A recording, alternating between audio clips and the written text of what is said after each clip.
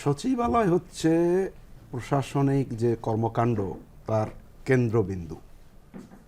তো স্বাভাবিকভাবেই এইটা হলো মেজর একটা কেপিআই, কি পয়েন্ট ইনস্টলেশন। এখানে নিরাপত্তার একটা প্রশ্ন জড়িত এবং রাষ্ট্রীয় নিরাপত্তার প্রশ্ন জড়িত।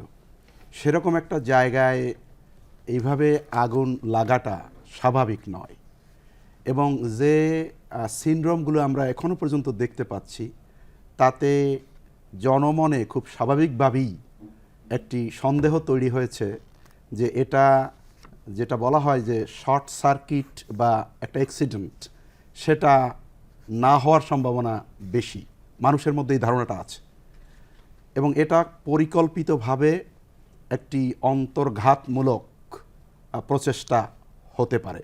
আমরা এ নিয়ে যে আলাপ করেছি তাতে বেশিরভাগ মানুষই এই কথাই বলছেন এবং যারা সরকারের, আপনি যেটা বললেন যে উপদেষ্টাদের মধ্যেও কেউ কেউ এরকমের কথা বলেছেন। এখন কথা হলো, এরকম একটা জায়গায় এইভাবে আগুন লাগবে কেন? কিতাবি ভাষায় বললে আমরা বলতে পারি যে তদন্ত করার আগে কিছু বলা যাবে না, যেহেতু এভিডেন্স যদি আমাদের সামনে না থাকে। সরকারের পক্ষ থেকে এটা খুব স্বাভাবিক যে সরকার একটা প্রেস নোট দিবে বা তাদের অবস্থান ব্যক্ত করবে তদন্ত করার পরেই, সরকারের পক্ষে এটা খুবই স্বাভাবিক। কিন্তু আমরা যারা সাধারণ মানুষ, এই রাষ্ট্রের যারা নাগরিক, অন্যান্য যে পারিপার্শ্বিক অবস্থা সেটা দেখে তারা এই সন্দেহ করেছে যে এটি অ্যাক্সিডেন্ট না। যেমন আপনাকে যদি আমি বলি যে একটা হলো যে একই সাথে 3টা জায়গায় আগুন লাগছে, শর্ট সার্কিট হলে একই সাথে আগুন লাগবে কেন? এরপরে ওটা সারা রাত এটা জ্বলছে এবং দ্রুত আগুন ছড়িয়ে পড়েছে, তাহলে গান বাজানো ছাড়া সম্ভব নয়। এত সময় ধরে এখানে আগুন জ্বললে কিভাবে?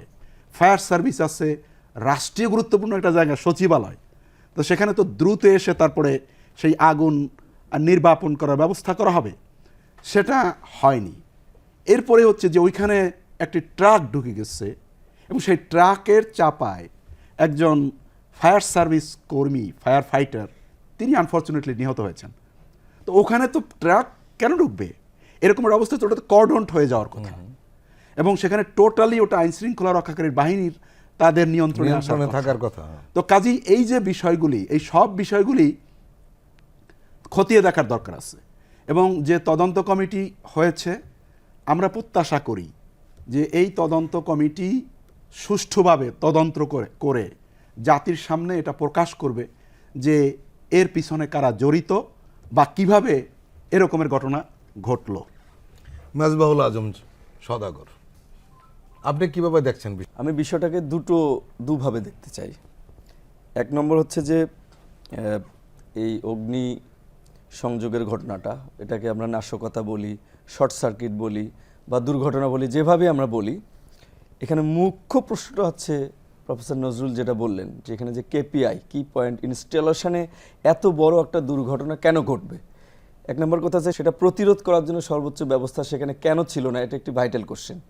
সেকেন্ড ভাইটাল কোশ্চেন ইজ, একজন উপদেষ্টা বলেছেন যে মন্ত্রণালয়ে আগুনটা লেগেছে সেখানে তিনি 1000 কোটি টাকার দুর্নীতির কিছু নথিপত্র তিনি সেখানে রেডি করে রেখেছেন, সেগুলোর তথ্য প্রমাণ তিনি পেয়েছেন, সেই নথিপত্রগুলো সেখানে তিনি রেখেছেন।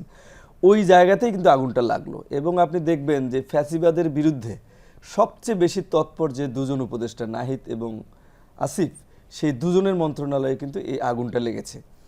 এই জায়গাটা থেকে এই সন্দেহ জনমনে প্রবল এবং শক্তিশালী হচ্ছে যে এটি একটি নাশকতামূলক এবং অন্তর্ঘাতমূলক একটি কর্মকাণ্ড এবং এই কর্মকাণ্ডের সঠিক তদন্তের মাধ্যমে এখন বিষয়টা বেরিয়ে আসতে হবে যে কেন এখানে আগুন লাগলো এবং ওই 2 মন্ত্রণালয়ে কেন আগুন লাগলো।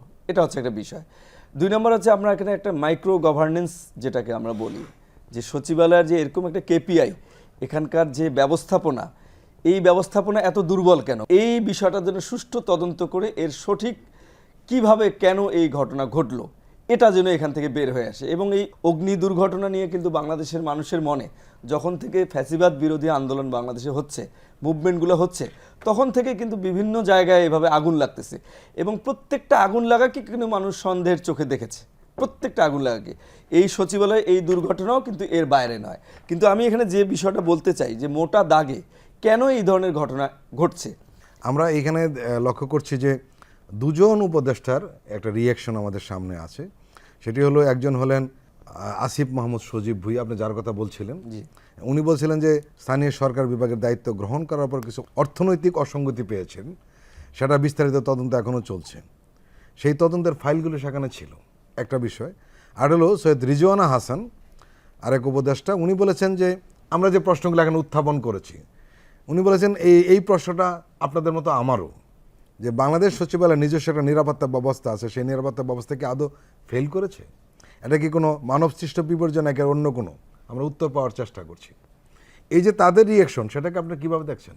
জনমনে যে সন্দেহটা অনেক শক্তিশালী হচ্ছে দিনে দিনে, এই একই ধরনের সন্দেহ কিন্তু আমরা তাহলে উপদেষ্টাদের মধ্যে থেকেও আমরা পাচ্ছি।